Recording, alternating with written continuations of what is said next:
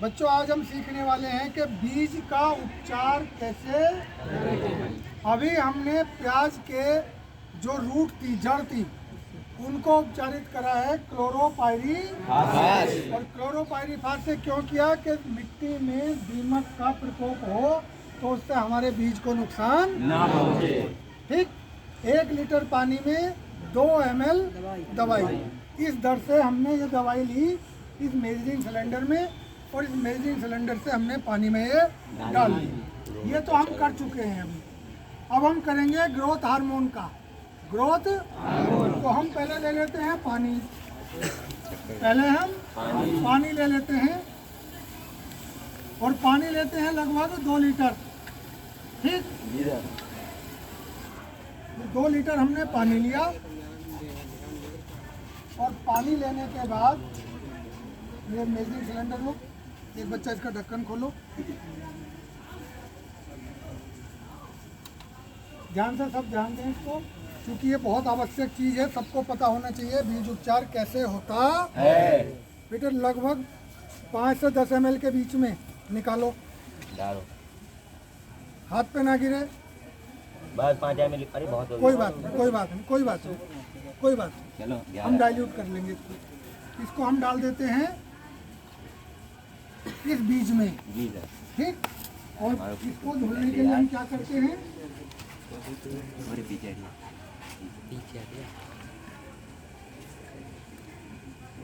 ताकि हार्मोन का कोई भी चीज अवशेष ना रहे। इसको हम इस तरीके से हिला भी सकते हैं। ये देखो इसमें प्याज के वो पड़े हुए हैं, हमने इसको हिला लिया, और इसको 2-3 मिनट हम अब ऐसे ही छोड़ देंगे। चलो एक बच्चा उसको धो लो, इसको आराम से धो। धोने हैं भैया, तुम पानी धो लो,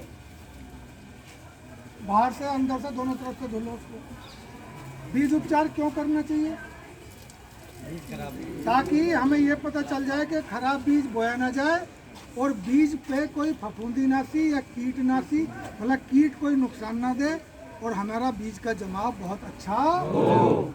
तो हम ग्रोथ हार्मोन का क्यों यूज कर रहे हैं? ताकि देखिए हम लोग नया एक्सपेरिमेंट कर रहे हैं कि इसकी जड़ को जमा के देखते हैं। अभी तक आपने पढ़ा कि प्याज को पहले बीज डालते हैं, पौध तैयार करते हैं, 6 से 8 सप्ताह बाद उस पौध को हम खेत में रोपाई करते हैं। एक तरीका। दूसरा तरीका है कि हम साबुत प्याज लेते हैं छोटे साइज की, और उनको हम रोप देते हैं क्यारी में।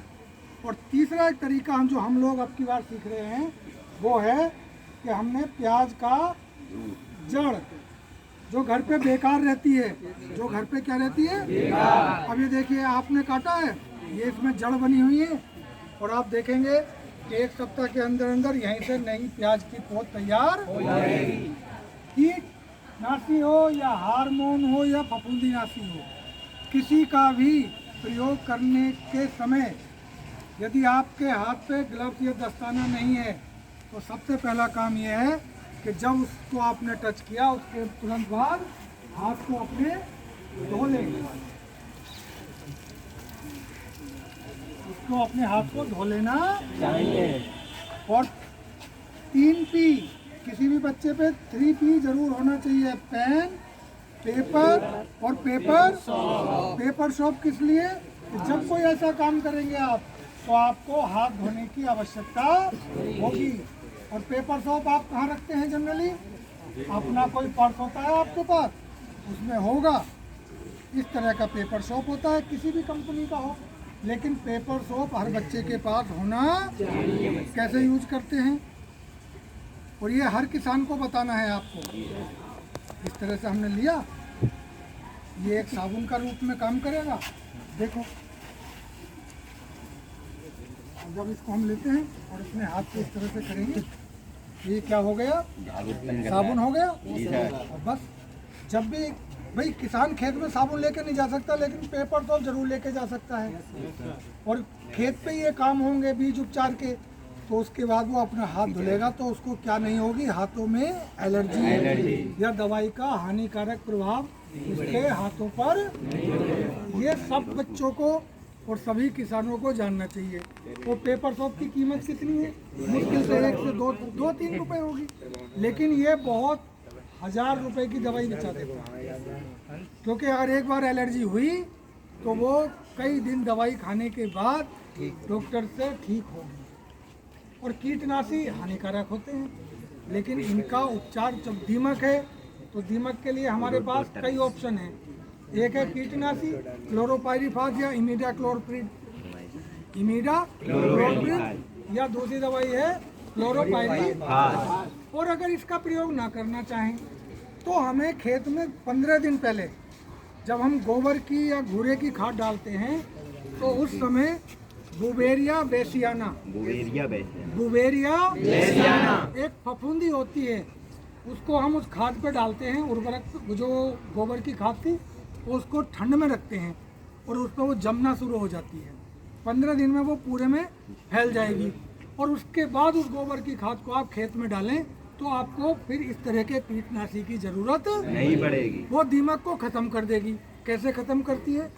बुवेरिया बेसियाना दीमक के नम शरीर पे चिपक जाती है और उसके अंदर अपने हाइफा को डालकर सारा पानी खींचने लगती है और दीमक एक स्थान से दूसरे स्थान पर जाएगी तो हर जगह फफूंदी पहुंच जाएगी और पूरी कॉलोनी में सब दीमक एक दूसरे लग के, जैसे अभी आप लगे खड़े हो तो ऐसे ही वो एक दूसरे से लगती रहती हैं और सारे दीमक के कीट के ऊपर बुवेरिया बेसियाना के हाइफी पहुंच जाएंगे और वो उन्हीं से पोषक तत्व लेके उनके ऊपर फैलना शुरू कर देंगे और धीरे से वो सब दीमक को खत्म कर देंगे। लेकिन इसमें टाइम चाहिए हमको, 15 से 20 दिन पहले ये काम करना पड़ता है ताकि फसल बुआई के समय दीमक ज़्यादातर कंट्रोल में रहे।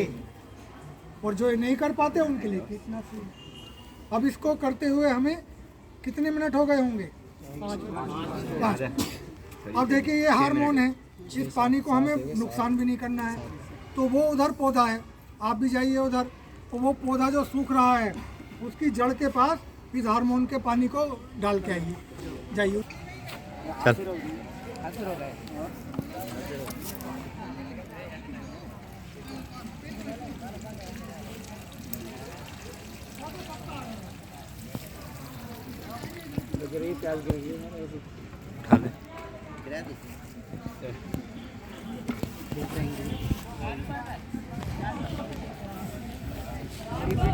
आपकी बार इधर खड़े होना भैया, फोटो सब बच्चों का आना चाहिए।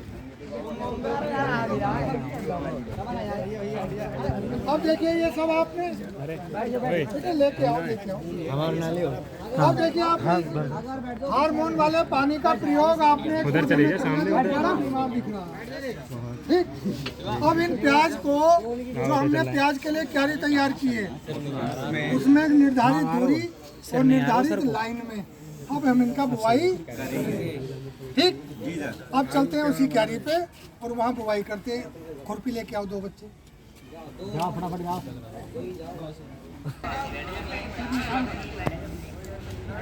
सीधी बनाइए, पहले से बना ले, ये सीधी बना ले, कोई बात नहीं, अभी सीधी कर लेंगे। फिर पहले बनाओ, तुम बनाओ।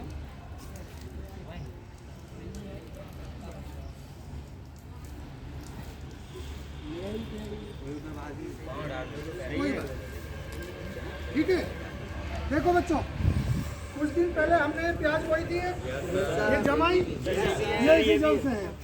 आज फिर यही जड़ इस लाइन में तुम निशान बनाओ और एक बच्चा इनको उठा के जमाते जाओ 15 से, ठीक।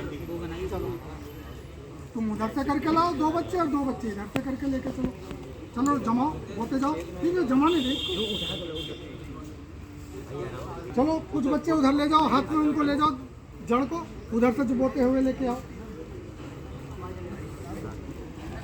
सब बच्चे ध्यान दें, ऐसे ही सभी फसलों की बुआई होगी। इसके बराबर में हम लहसुन बोएंगे, किसी में हम क्या बोएंगे, मेथी, किसी में पालक, और 11वीं वाले बच्चे क्या बोल रहे हैं, आलू। आलू आप ही बोल सकते हैं, आप ही बोल सकते हैं, लेकिन आलू मेल पे ही बोया जाएगा, तो आपको मेल बनाना पड़ेगी, ठीक। ये ध्यान रखना, सब और ये सबको प्रैक्टिकल में करना है और प्रैक्टिकल तक ये खत्म नहीं होगी फसल। तो एग्जाम्पल आपके यही फिजिकली प्रैक्टिकल में सब होते जा रहे हो। आज की डेट नोट करो, क्या तारीख है आज? 6 अक्टूबर 2023। अब इसके जिस दिन ये जम के बाहर आएगी वो डेट होगी डेट ऑफ इमरजेंस। क्या होगी? डेट ऑफ इमरजेंस आप नोट करेंगे। क्या करेंगे? नोट करेंगे ताकि हमें ये पता चले कि जब हम ऐसे बोते हैं तो हमारी पौध कितने दिन में निकल के बाहर, ठीक। और जब हम पौध खरीद कर लाएंगे तो बोनी बो के दिखाएंगे। इस आधी क्यारी में, आधी क्यारी में हमने पौध बोनी है जो तैयार होगी और आधी क्यारी में ये जड़ बोनी है, जिससे हम दोनों में देख सकें कि किसकी पैदावार और किसकी बढ़वार ज़्यादा अच्छी होती है। तुम्हारा क्या नाम है?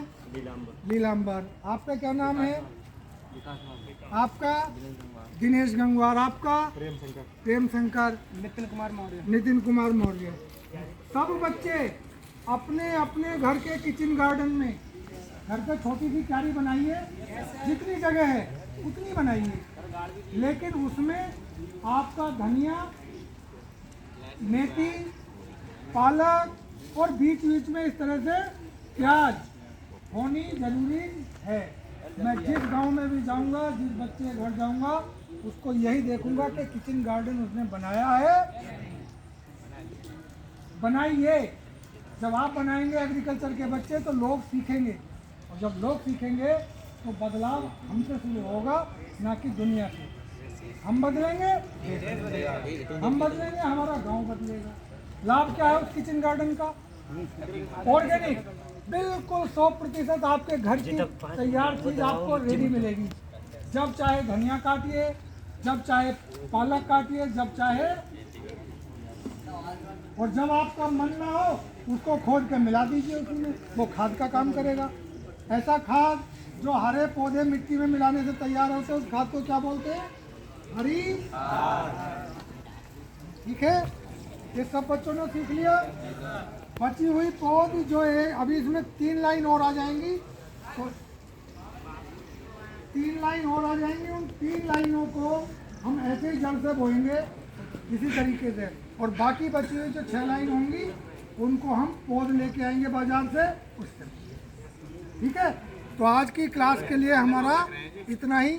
आप लोग किचन गार्डनिंग जरूर बनाएं, कोई बात नहीं। अगर किसी की गहराई ज़्यादा है तो ये भी हमारे एक्सपेरिमेंट का हिस्सा होगा कि ज़्यादा गहराई पे बोने से जमात पे क्या असर होता है। हमारा उद्देश्य है करके सीखना। हमने गहरा बोया तो उसका पता चलेगा। ये जिस दिन बाहर निकल के आएंगे जो गहरा वाला होगा, देखिएगा, उम्मीद ये है कि वो ज़्यादा दिन में निकल के आएंगे, तो आपको खुद पता चल जाएगा कि गहरा बोना चाहिए या उसकी क्या गहराई रखनी हमको उचित है। 3 सेंटीमीटर, 4 सेंटीमीटर, 5 सेंटीमीटर या 6 सेंटीमीटर। ठीक है, धन्यवाद, थैंक यू आप सबका।